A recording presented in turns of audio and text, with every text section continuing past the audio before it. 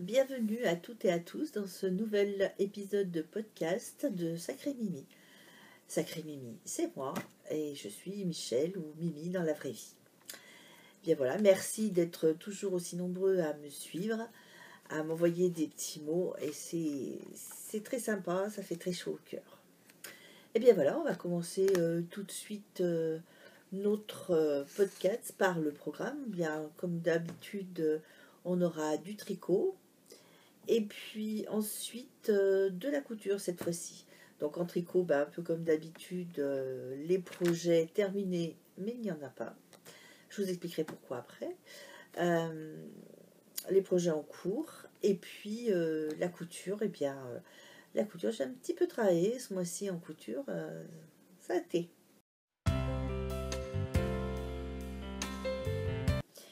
Donc, en tricot, on démarre. Donc le pull que j'étais en train de faire la dernière fois, le pull Elinor de Nadia Créta-Léchène, qui est pour ma fille. Alors j'ai un petit souci parce que, hop, ça y est, tout tombe, je ramasse les étiquettes. Voilà, pardon. Donc oui, le pull pour ma fille que j'avais commencé la dernière fois, donc il est bien avancé. Voilà, je vous le montre. Avec ces petites marques. Alors voilà, j'en suis aux manches. Voilà. Donc il est en gris et moucheté rose. Un coloris cabaret pour celui-ci et coloris gris perle, gris perle pour celui-là. C'est les laines du chat qui tricote et c'est la qualité féline qui est 100% Merino Superwash. Donc mon souci, c'est que j'avais acheté cette laine lors du Tricot Sud, voilà, le 8 décembre, et je n'ai pas tout à fait acheté assez de laine, et il m'en manque donc pour les manches. Donc, tant pis, on va attendre, hein. Je les ai contactés, et bon, ils me préviennent dès qu'elles arrivent, donc un petit peu de patience pour terminer ce pull. Alors j'avoue, j'ai mis un peu de temps pour le faire parce que je l'avais commencé juste après le Tricot Sud, c'est-à-dire aux alentours du 10-12 décembre. Et puis malheureusement, j'ai pris mal dans les épaules, donc j'ai pas pu tricoter pendant un bon moment. Alors je faisais des petites étapes, un rang par-ci, un rang par-là, mais vraiment j'avais trop mal aux épaules. Donc voilà. Ma fille doit attendre, patienter pour avoir son pull. Mais bon, ça sera bientôt vite fait. J'espère. Donc voilà, le pull de l'Elinor, je vous remontre la photo.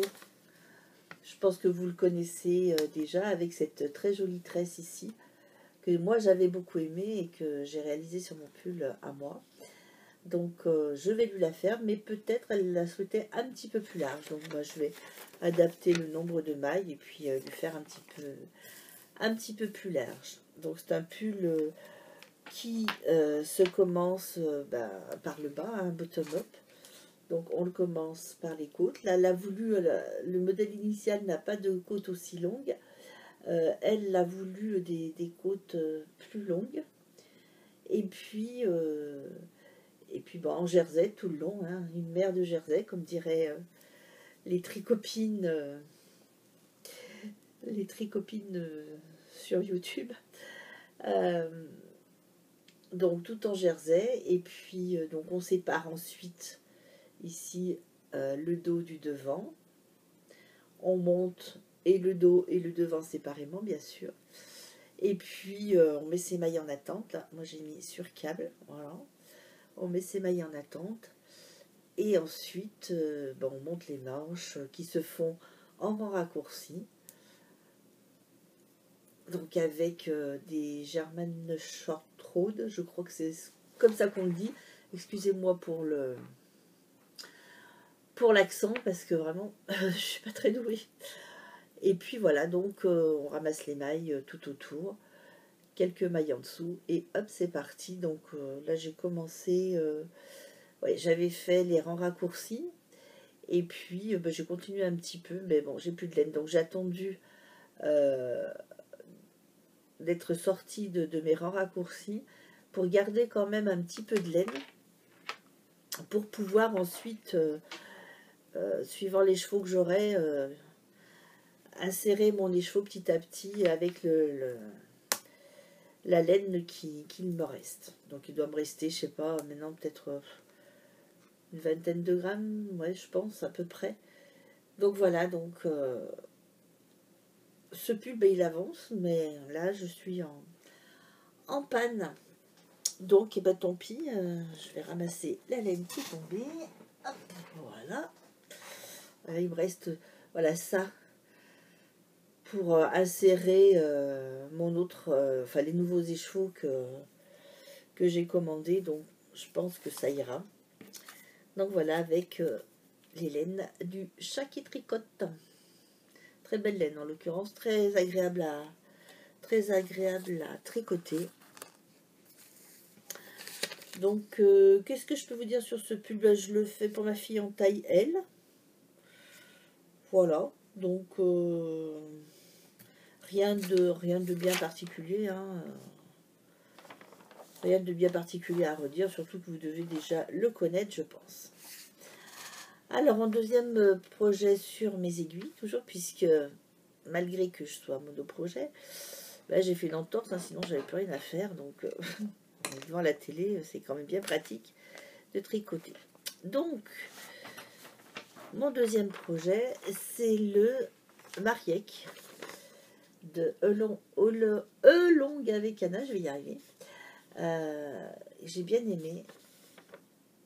Je trouvais très, très sympathique, très joli. Donc, je vais le réaliser, moi, mais simplement juste avec une couleur. C'est-à-dire que je le réalise avec mes fameuses laines chinoises.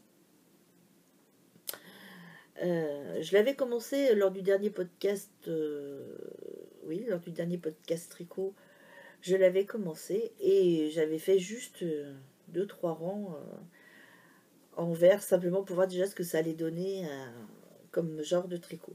Donc assez sympa à tricoter, pas de problème particulier. Là vous le voyez, alors c'est marrant parce qu'à la caméra vous le voyez plus bleu qu'il n'est. En fait il est beaucoup plus vert que ça. Vert pastel, mais beaucoup, là il tire sur le... Ah ouais, ça serait peut-être plus... Ouais, mais là bon, il y a la lumière. C'est pas évident. Ouais, plus ça déjà. C'est déjà plus ça, parce que l'autre... tu le rapproches, il devient plus bleu. Ouais, c'est plus ce vert là. Donc, voilà. Et j'ai contrasté. Alors, ça contraste très peu. Mais en fait, je voulais quelque chose de justement pas trop contrastant, parce que moi, je n'ai encore jamais porté de yoke. Et je ne sais pas comment ça allait m'aller. Donc je me suis dit, je vais faire un jacquard, mais pas trop pétant comme couleur. Et donc là, vous pouvez voir, c'est un... Je suis là. C'est un jacquard, alors vraiment avec du blanc. C'est très très discret. Alors sur la manche en plus, bon, il n'y en a pas beaucoup. Mais c'est très très discret comme jacquard. Donc je souhaitais pas quelque chose de plus voyant que ça. Je voulais vraiment... pardon, excusez-moi. Je voulais vraiment quelque chose... voilà. Excusez-moi, bah décidément. Donc voilà, donc la première manche. La première manche est terminée. Donc en attente. La deuxième manche monte tout doucement. Donc la deuxième manche monte tout doucement. Alors j'ai mis mes petites épingles pour mes augmentations. Comme ça, moi, je suis sûre de ne pas me tromper. Et de ne pas me dire, pas être obligé de recompter à chaque fois.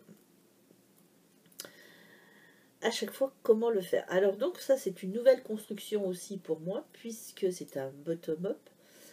euh, donc qui se commence par le bas, hein, par les côtes du bas. D'abord on commence les manches, chose que d'habitude je ne fais jamais, je fais toujours les manches après, mais là comme la construction est différente, donc là j'ai monté les manches, et puis ensuite je vais monter le corps, et donc jusqu'à l'emmanchure, en fait, en dessous de l'emmanchure, et après on va raccorder les manches au corps. Donc on aura tout le tour à faire puisqu'on va tricoter en rond tout le temps. Donc on va raccrocher les manches entre le devant et le dos de chaque côté. Donc c'est une chose que j'ai encore jamais faite. Donc voilà, hein. Nouvelle construction. C'est toujours très intéressant de découvrir des choses, même si j'ai beaucoup tricoté. Mais c'est vrai que j'ai appris beaucoup de choses là avec les nouvelles façons de tricoter en rond et tout ça. Et c'est vrai que je trouve que c'est beaucoup plus sympa de tricoter en rond. Au moins on n'a plus de couture à faire après, ce qui me... Désolée à chaque fois. Donc voilà pour le mariec. Alors donc, c'est... je regarde mes notes. Donc, avec les laines chinoises. Celle-ci en verre d'eau, c'est de la 80% cachemire, 10% coton et 10% soie. Donc c'est des pelotes de 50 grammes, 100 mètres pour 50 grammes. À tricoter, alors oui, ça fait un fil un peu, je ne sais pas si vous allez bien voir. Voilà, ça fait un fil un petit peu coton, c'est vrai. Alors il faut faire attention parce qu'il a tendance à se dédoubler quand on pique avec l'aiguille. Donc bon, il faut quand même faire attention. Mais ça va quoi. Dans l'ensemble, c'est pas trop compliqué. Et le deuxième fil que je n'ai pas apporté, c'est une... c'est quoi le deuxième? Ah oui, laine et cachemire. Alors par contre, voici il est là. Hop. Hop là. Alors le deuxième, voilà. C'est laine et cachemire. Je vous montre aussi. Alors comme il est quand même beaucoup plus fin, je le tricote à double pour le... Je le tricote à double pour le jacquard. Voilà, je pense que en taille, je m'en sors bien. Et là, j'ai vu par rapport à ce que j'ai fait déjà en échantillon, c'est pas mal. Enfin, en échantillon, en bordure de manche, c'est pas mal. Donc, je pense en grosseur, ça va, ça se complète bien. Donc, celle-ci, voilà, je disais cachemire, laine et cachemire. Voilà pour ce qui est du mariec. Oui, bon, rien de bien spécial. Je pense que beaucoup d'entre vous l'ont déjà fait. Je l'ai vu donc sur les réseaux sociaux avec plusieurs couleurs pour les... Quelquefois, il y a 2 ou 3 couleurs pour le jacquard. Voilà. Moi, celui-ci, pour un premier, j'ai décidé de le faire très, très discret. J'espère que ça se verra quand même, mais bon. Ouais, je pense quand même un peu. Donc voilà le mariec. Et puis, alors, je sais pas si je vous en avais parlé, je crois pas. Non, je pense pas que j'en ai parlé. J'avais commencé déjà la dernière fois une couverture. Parce que je me retrouve avec des tas et des tas et des tas de tout petits pelotes de laine, de tout petits bouts de laine. Et ça m'agace d'avoir tout ça dans une caisse et que ça me prend de la place. Alors j'ai des laines qui étaient à moi, j'ai des laines qui étaient à ma maman, donc qui sont très très vieilles.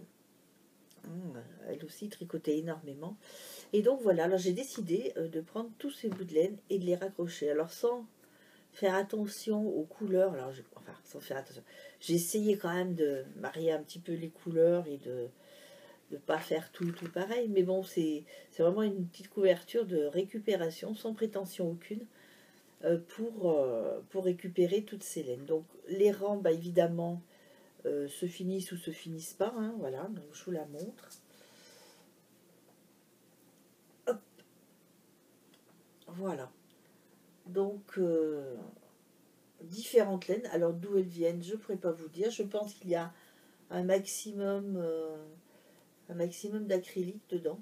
Parce que maman tricotait beaucoup d'acrylique. Donc, ben, c'est pas grave, hein, ce sera simplement voilà, pour faire une couverture. Pour utiliser ces laines. Après, ben, quel emploi on en fera, on verra bien. Mais pour le moment, donc après, bon, ben, bien sûr que on va cacher tous les nœuds, on rentrera tout ça bien correctement.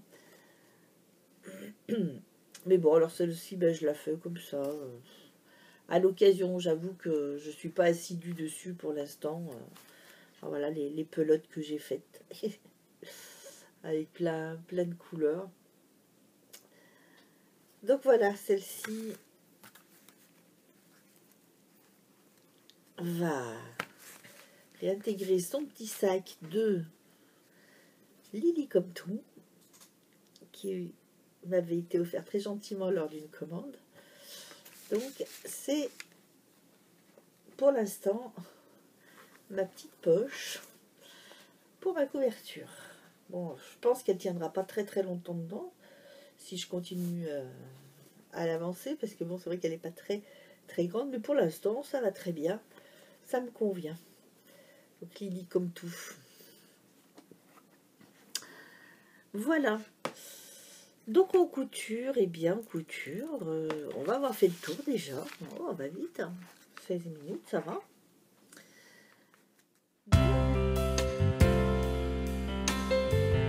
Donc, et ben on va passer à la couture, puisque le tricot est terminé.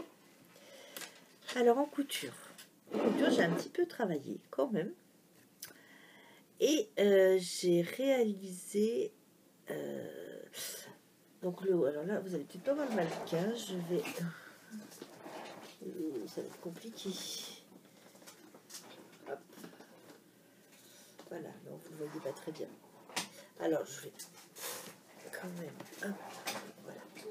Alors c'est le haut Nixie de Urban Ferry.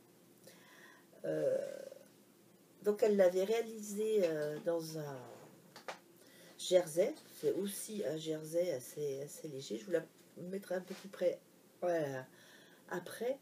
Et cette partie, la manche est faite en 3 parties. Et la partie centrale était réalisée en dentelle. D'ailleurs, je vous ai déjà montré celui que j'avais réalisé en dentelle. Et là, j'ai décidé de mettre un passepoil pour créer cette différence, enfin ces coutures de manches, et je trouvais que c'était très sympa. Par contre, personnellement, je le trouve un petit peu trop épais. J'aurais dû prendre une cordelette un peu plus fine, parce que là, c'est vrai que je le trouve un peu trop épais. Alors, je vais vous faire un striptease de mannequin en direct. Voilà.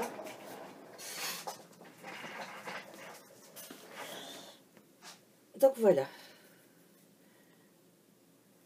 Alors je pourrais pas vous montrer le patron parce que moi je l'ai pris en PDF, donc j'ai pas l'image.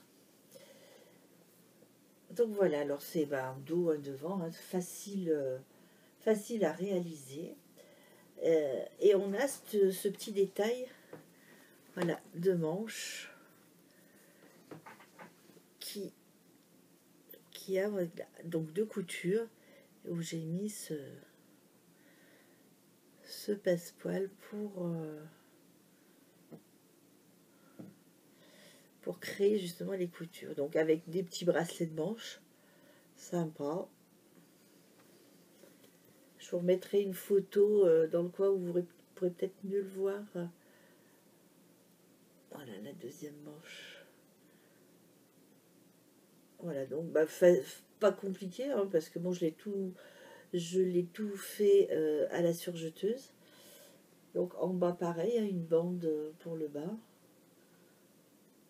Et puis la bande d'encolure, rien rien de compliqué. Alors, à cette occasion, j'ai pu... ah oui, si, j'avais fait mes pinces de dos, je suis en train de me dire. Ouais, j'avais fait mes pinces pour le dos un peu arrondi. Ouais, elles sont là. Donc, j'avais fait les pinces, donc bon, ils tombent pas mal, j'aime assez. Et à cette occasion-là, j'ai pu tester la nouvelle surjeteuse que ma fille s'est offert. C'est une Baby Lock. Et alors franchement, un régal. Parce que bah, déjà, l'enfilage se fait automatiquement. On passe son fil, tac, ça l'aspire, on appuie sur un bouton, hop, le fil est aspiré. Donc, nickel. Pour les aiguilles, c'est la même chose. Le fil s'aspire et c'est super. Et puis alors l'avantage, c'est qu'on n'a pas de réglage à faire selon les tissus qu'on utilise. Ma fille faisait en même temps que moi un Nixie aussi pour elle, dans une matière jersey mais un peu plus épaisse. Et on s'est servi de la machine l'une après l'autre, pendant qu'une assemblait par exemple les manches ou les épaules, et bien l'autre faisait un autre montage, enfin bref. Donc on s'est prêté la machine l'une et l'autre, comme c'était la même couleur de fil, c'était en noir, donc il n'y avait pas de souci. Et elle a passé le sien, j'ai passé le mien derrière. Aucun souci de réglage pour le surjet. Alors ça, c'est vraiment l'idéal. Et j'ai adoré faire ce t-shirt, enfin ce haut chez elle. Impeccable, vraiment. La Baby Lock. Alors si un jour j'ai l'occasion, c'est sûr que j'hésiterai pas. Parce que vraiment, elle est très très bien. Donc voilà. Voilà pour le Nixie d'Urban Ferry. Alors là, c'est un jersey. Je sais pas. J'ai repoussé le mannequin parce qu'il n'y a plus de lumière. Voilà. Donc, oui, c'est un petit jersey avec un petit motif comme ça. Dans des tons. Oui, là, vous avez... Oh, non, il est un peu plus... Non, même pas. Il est un peu plus vert. Il a un fond un peu plus... là, vous le voyez marron à la caméra. Mais en fait, non, il est un peu plus... Un peu plus vert que ça. Ouais. C'est marrant, hein, comme la lumière. Pourtant, là, j'ai pas de lumière électrique. C'est la lumière du jour, mais... La caméra, ça rend pas pareil quand même. Donc voilà pour le Nixie d'Urban Ferry. Donc très facile à faire. Hein. Après, bon, on peut mettre à la place sur la bande centrale de la manche. Bah, après, on peut mettre un autre tissu, on peut mettre de la dentelle, on peut mettre vraiment tout plein de choses. Quoi. Je veux dire, c'est très très facile à réaliser. Et puis, donc après ce Nixie que j'ai dû réaliser dans le mois de décembre, pendant la semaine de vacances de décembre. Donc j'ai fait ce Nixie. Et ensuite, début janvier,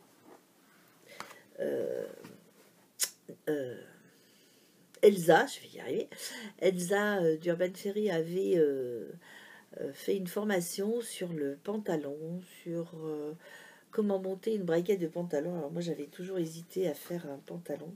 J'en ai fait mais pas du tout le même montage. Et là j'avoue que j'ai suivi le pas à pas, puisque bien sûr Elsa nous montre le pas à pas dans ses vidéos. Alors il est avec la formation, mais il est aussi en vente en PDF, je crois aussi, en patron, pochette et en PDF. Donc c'est le patron de pantalon, le Gulia.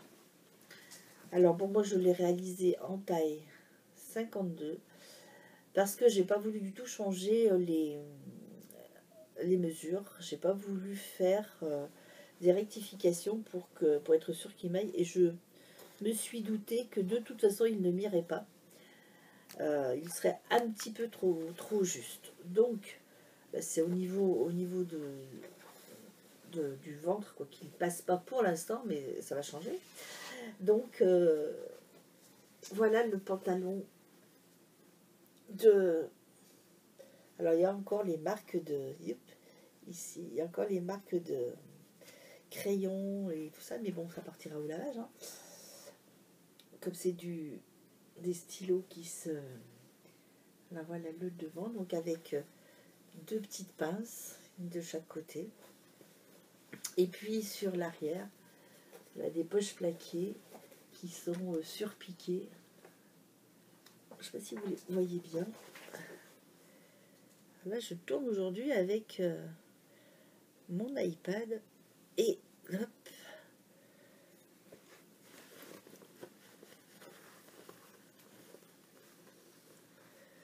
Voilà, donc moi j'ai pas voulu faire des surpiqûres. Là, vous voyez peut-être un peu mieux. J'ai pas voulu faire des surpiqûres beige parce que j'avais commencé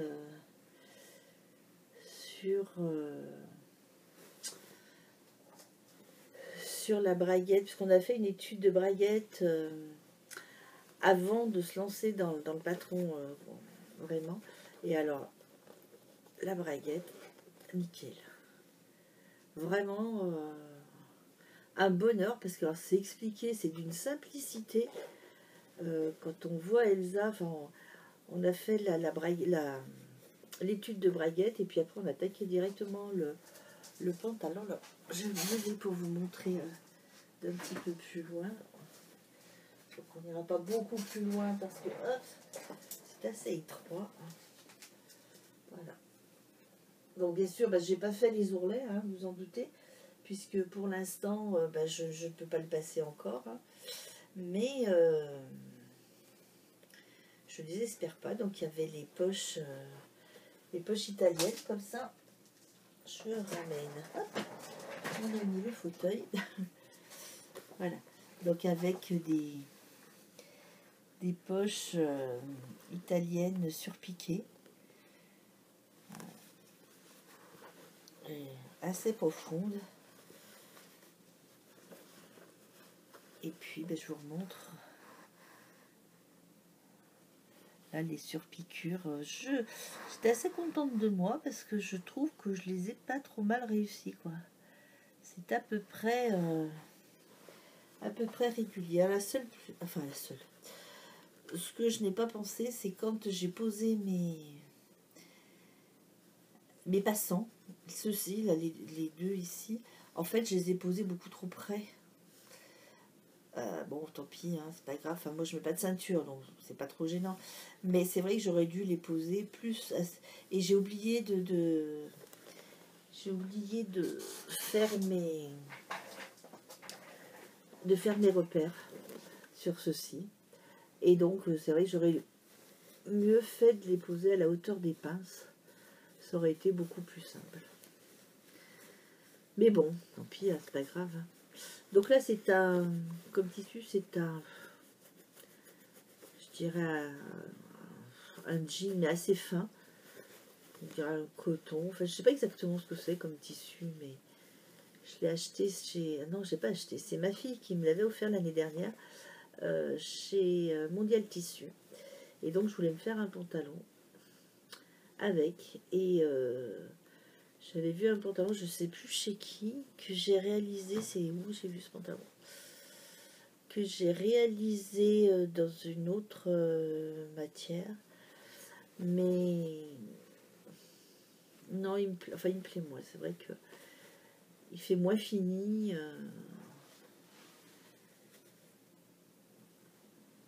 Mais celui-ci, vraiment,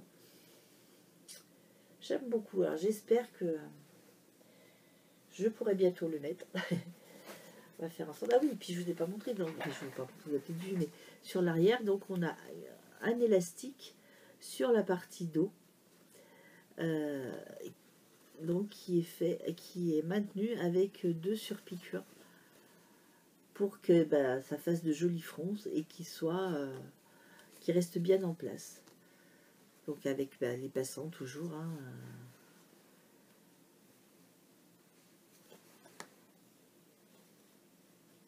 Donc après, bon puisque c'était un premier pantalon qu'elle nous proposait dans les cours, elle a voulu que ce soit quelque chose d'assez simple. Je pense qu'elle va nous faire par la suite des choses un peu plus ajustées, sans élastique, et quelque chose d'un peu plus ajusté après, plus ayant pour la taille et tout ça. Mais bon, là déjà, celui-ci, moi j'ai trouvé très, très facile à faire. Et bon, j'étais quand même assez fière. Hein. Bon, dommage, hein, je serai encore plus fière que je vais pouvoir le porter. Mais bon, on attendra, ça va venir, ça va venir. Il faut jamais désespérer dans la vie. Donc voilà. Donc mon pantalon, mon jean de Urban Ferry.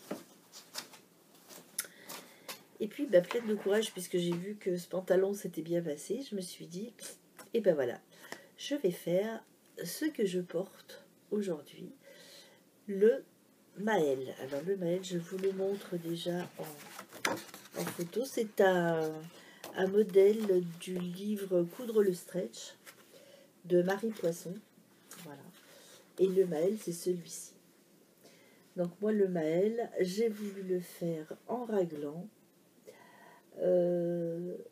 en colure ronde et sans bande. J'ai pas mis de bande ni au poignet ni en bas. J'ai fait juste la bande d'encolure. Alors, relativement simple à faire. Sauf que moi, je l'avais... Alors, il était en taille 52. Il est en taille 52. Et donc, pour moi, pour l'instant, c'était un petit peu juste.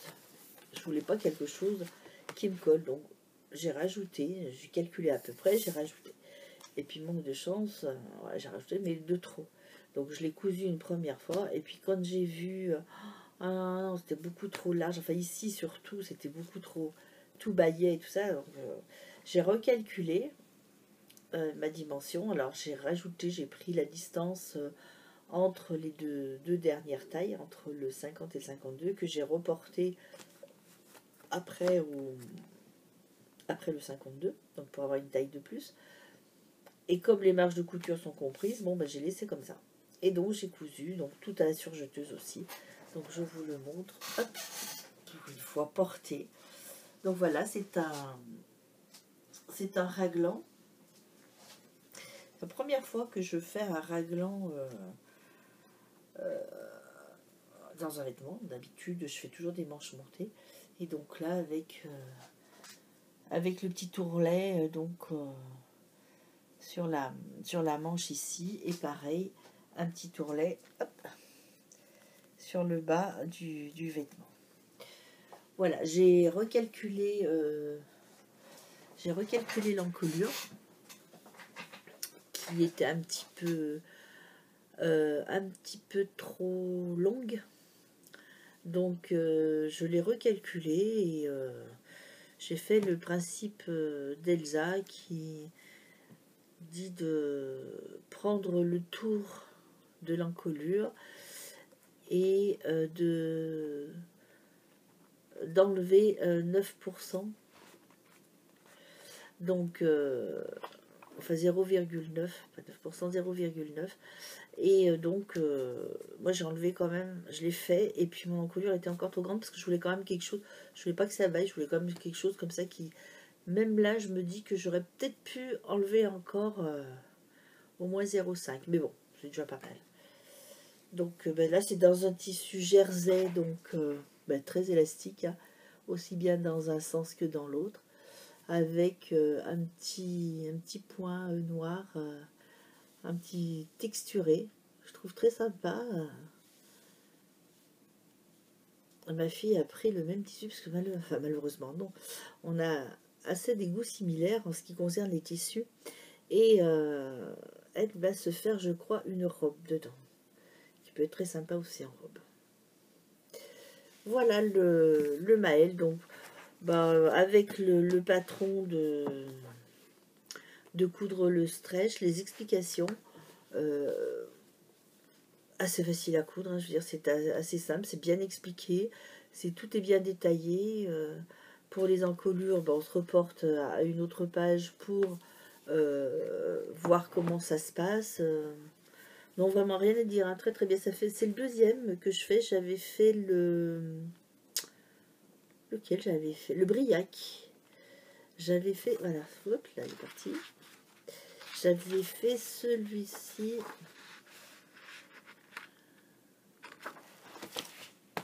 Voilà, j'avais fait celui-ci, vous allez le voir. Oui.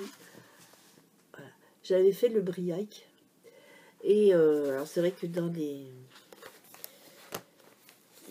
Il y a tout un tas dans ce livre, il est génial parce qu'il y a vraiment tout un tas de longueur de manche, longueur de corps, avec ou sans revers, ou sans bande, je veux dire, en V, en rond, en carré.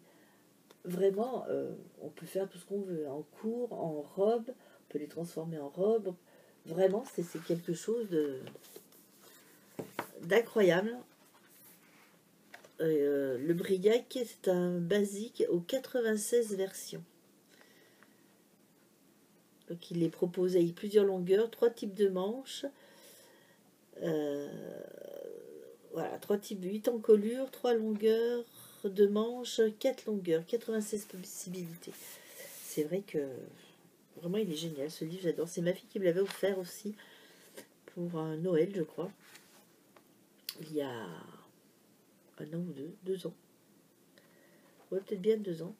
Et vraiment, j'en suis très contente. J'avais pas cousu tout de suite avec parce que bon, c'est vrai que moi le jersey, j'avais un peu peur. Et puis finalement, bah non, ça va très très bien. Hein. C'est pas compliqué du tout à coudre. Et vraiment, vraiment nickel. Voilà pour ce qui est des projets finis en couture. Alors là, j'en ai un qui est derrière moi qui m'attend. C'est l'Antigone d'Elsa Couture. Je suis très Elsa Couture parce que bon, c'est vrai que ces modèles sont sont très jolis déjà. Et puis, comme elle fait des so longues avec tous ces modèles, vraiment, c'est très pratique de pouvoir la suivre pas à pas quand on n'est pas trop sûr de quelque chose. Vraiment, c'est bien agréable. Voilà, donc terminé aujourd'hui pour ce qui est tricot et couture. Et puis, bon, on va discuter un petit peu, puisque je voulais vous parler du tricoté que j'ai organisé le 19 janvier, où j'ai eu le plaisir de recevoir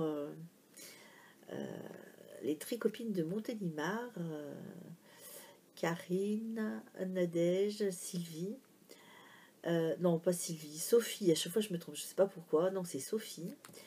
Et puis, donc, ils sont venus le matin sur Saint-Vallier, où on a tricoté dans le café-restaurant L'Infini. Ça y est, je perds mes noms. L'Infini, donc. Et puis, est venu nous rejoindre. Donc, nous sommes allés déjeuner à midi. Et puis l'après-midi est venu nous rejoindre Malou 73 sur Ravelry, ainsi que Caroline 07, toujours sur Ravelry, et puis Brigitte et son pseudo Ravelry, c'est Léonie, je crois. Donc, une super journée. Et puis, il nous a rejoint aussi Sylviane, qui est venue passer l'après-midi avec nous. Donc, on s'est retrouvés 10 tricoteuses dans ce petit café-restaurant très très sympa, où on a pu discuter, échanger, passer des bons moments. Vraiment, c'était super sympathique. Donc, voilà. Je pense d'ailleurs organiser un autre tricoté au même endroit le 23 février, le samedi 23 février. Donc si vous êtes dans la région, dans le coin, si ça vous dit de venir nous faire un petit coucou, écoutez, mettez-moi un petit message en dessous de cette vidéo. Ou bien alors sur Insta aussi, en message privé sur Insta, vous pouvez aussi me contacter, il n'y a aucun souci. Ce sera avec plaisir qu'on passera la journée ensemble. Alors donc le samedi 23 février, ce ne sera que l'après-midi qu'à partir de 13h30. parce que l'autre était du matin, puisqu'il y avait les tricopines de Montélimar, donc ça leur fait quand même court juste pour un après-midi, ça fait quand même de la route. Mais elles ont été très très sympas de venir nous rendre visite. Et puis, bah, à mon tour, j'irai leur rendre visite là au printemps, dès que les jours vont être un petit peu plus longs. Donc voilà. Et puis, quoi d'autre? Eh bien oui, ce samedi 9 février, j'espère que cette vidéo sera en ligne. Normalement oui, mais bon. Ce samedi 9 février, il y a la fête de la laine à Crest, dans la Drôme. Donc, à laquelle je vais participer. Je vais participer, grand mot, je vais aller visiter, je vais aller voir. On va se retrouver d'ailleurs avec quelques tricoteuses de la région. Je ne l'ai jamais fait, donc il paraît que c'est super sympa. Donc bah, je vous invite à y aller si vous êtes du coin. Et puis le dimanche 10 février, il y aura les puces des couturières qui se trouvent à Lamps. Lamps, c'est juste au-dessus de Tournon. C'est assez facile à trouver. C'est un petit peu dans la colline, mais c'est assez sympa. Donc bah, là aussi, je vais aller faire un tour dimanche matin aux puces des couturières. Voilà.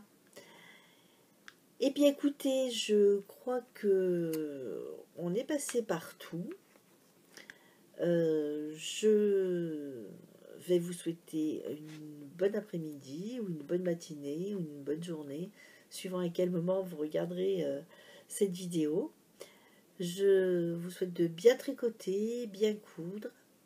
Profitez bien. J'espère que le soleil et la chaleur vont bientôt arriver, parce que c'est vrai que bon, on a un peu de soleil, mais c'est vrai qu'il fait un peu frais quand même. Mais bon, c'est encore la saison, hein, donc on va pas trop se plaindre. Eh bien, je vous dis à très bientôt. Et puis merci d'avoir passé ce moment avec moi. À bientôt.